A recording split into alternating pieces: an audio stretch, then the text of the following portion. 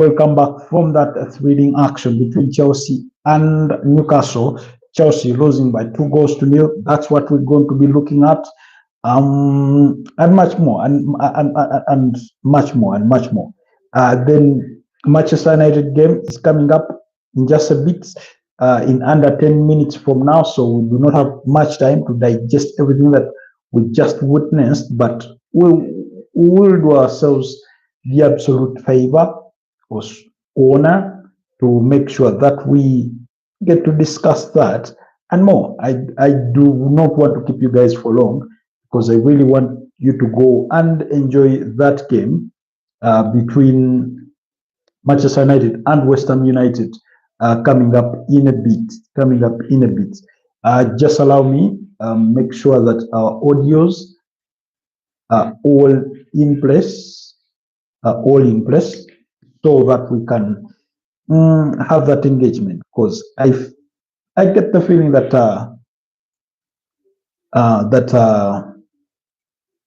that Chelsea were hard done by the decisions. Anyway, by just one decision. But nonetheless, anyways, welcome back to the channel. Robert Kesakos is your usual suspect. It's finished. Chelsea 0, Newcastle 0. Chelsea, losing that crucial game in their pursuit to finish within the top 5 to fight for a place in the UEFA Champions League. The chances are not all but diminished, but because there is a game that has an implication on that result that is coming up in just a bit, and that's Nottingham Forest up against Leicester City. If Leicester City can stop Nottingham Forest from winning, then it will mean that Chelsea are pretty much well in it. And then, like I said, at halftime, for those of you that were with us at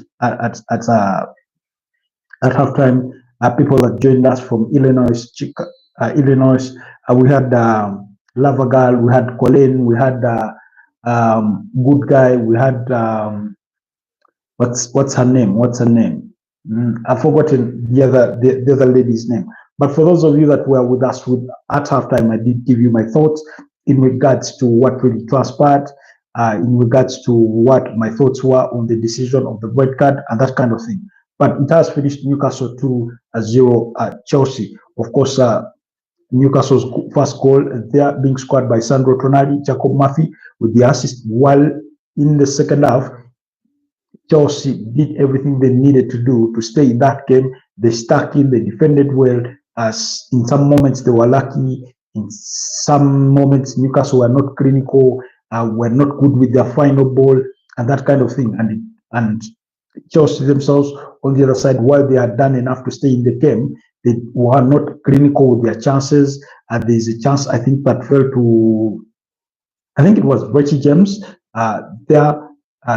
Very, very late on in the game. I think it fell to Richie James and he couldn't convert from cross bridge and that kind of thing.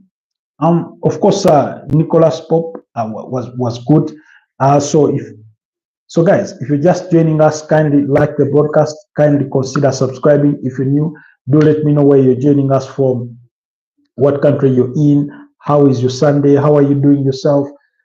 Do let me know down in the comment section. Let's have an engagement. Let this not be a one-way conversation. So like the broadcast, kindly subscribe if you're new to the channel, and let me know where you're joining us from. I'm eager to hear from you. It was nice hearing from Colin, from the Good Guy, from Lavagal, from Illinois, and that was at halftime. At halftime, we did have a broadcast, and we were happy to engage with those that were with us here. But yeah, do like the broadcast. Let me know where you're joining us from. How are you doing? How is your Sunday? Somebody had to, I think it was Abdullah. I forget their name. They had to leave us shortly before they went for shopping. Anyways, Chelsea stuck in there. They couldn't make their few chances count, and it was Newcastle that rose to the occasion, thanks to Bruno Guimaraes in the 90th minute. scoring a stunning goal to make it 2-0 to ensure that Newcastle sealed that victory.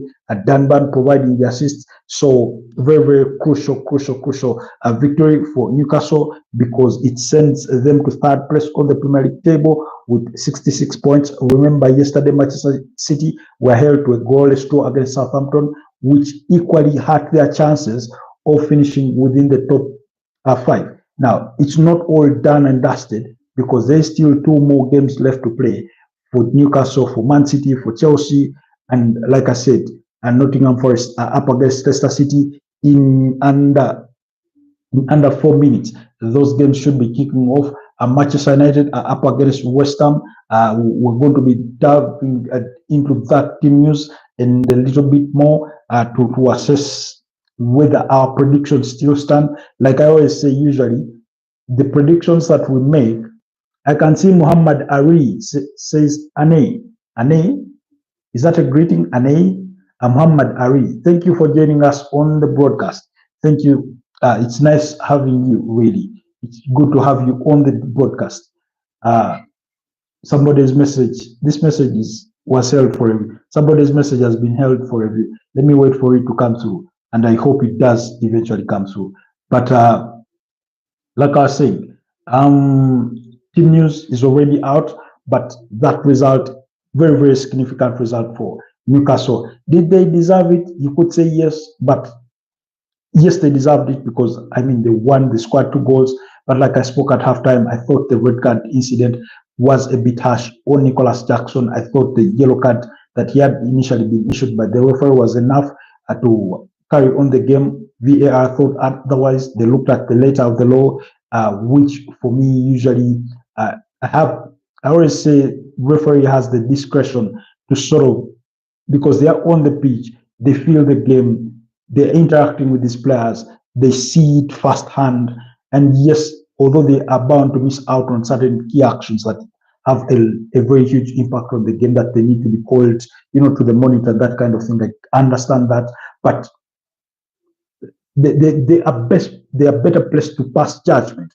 And sometimes, and in today's particular case, I thought the yellow card in itself was sufficient. We can sit here and argue it over and over again. And then what hurts the most is the lack of consistency with the refereeing decisions. Last season, we had, I think it was Bruno Guimaraes against Jorginho in the Newcastle game. He went out with an elbow. I think it was either Bruno Guimaraes or Jolinton, one of the two, going out really hard or with an elbow on Jorginho, and that was not a red card. In fact, the referee wasn't called to the monitor to review the incident. So, and yet today we're seeing that. So it's that inconsistency. Yes, it was Bruno Guimaraes in that particular incident. So that lack of consistency is what sort of brings some of these decisions in disrepute. It's why we end up debating the decisions rather than the football on the pitch itself. But anyway, I will leave at that. But quickly, the team news, like I said, is already out. Manchester United is up against West Ham. Manchester United do have Altai Buendia in goal. They have Mazorui, Lenny Yoro, and Luke Shaw. That's for their back three. They have Amadou Diallo, Manel Ugarte, and Kobe Maino, as well as Harry Amas in that midfield. Then Bruno Fernandes, Mason Mount, and Rasmus Højlund. Amadou Diallo and Rasmus Højlund getting the nod to start. Really well deserved. Mason Mount came off the bench in midweek. That was on Thursday, as Manchester United beat up against Athletic Bilbao by 4-1 to score a brace.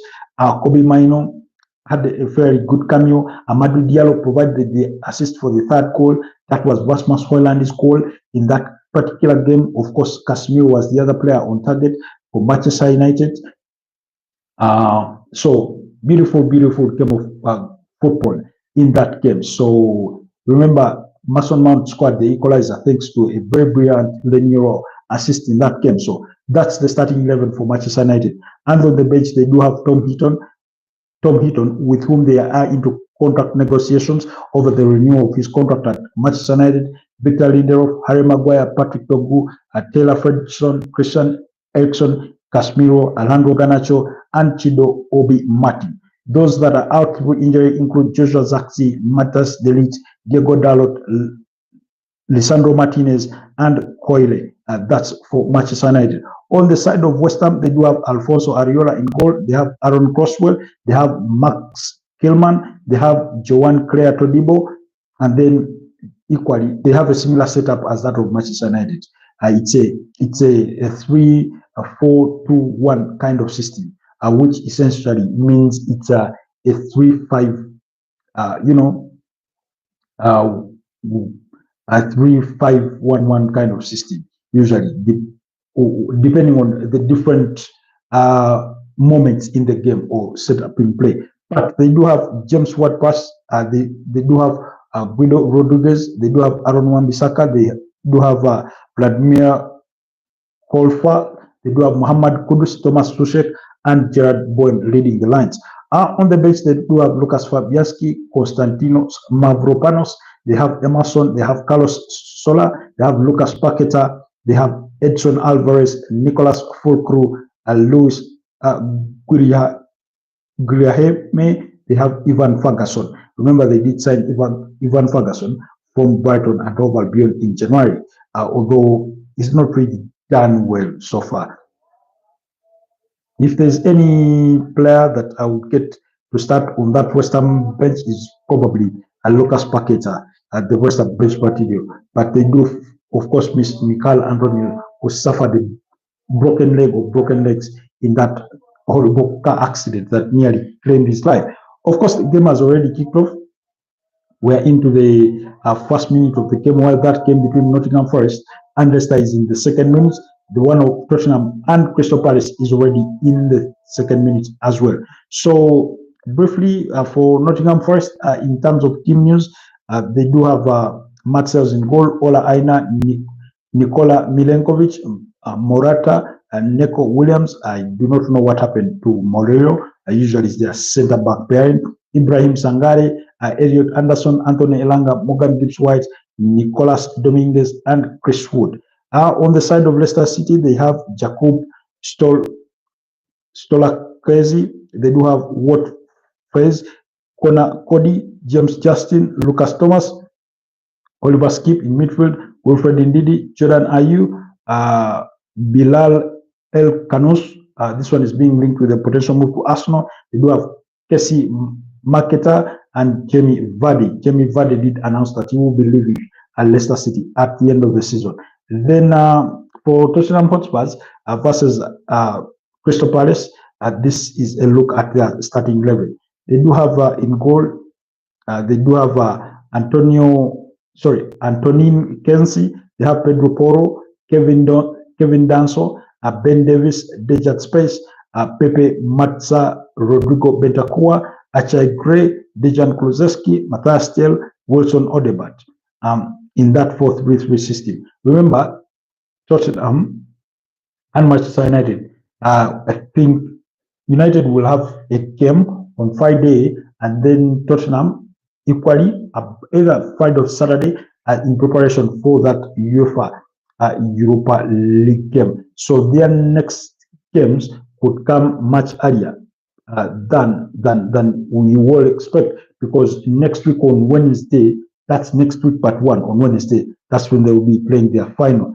On the side of Crystal Palace, they do have Dean Henderson in goal, Mark Guehi, Maxence Lacrosse, Chris Richards, Will Hughes, Daniel Munoz, Jefferson Lema, Tariq Mitchell, Ebelechi Ize, Ismail Sarr, and Joan Philippe Mateta.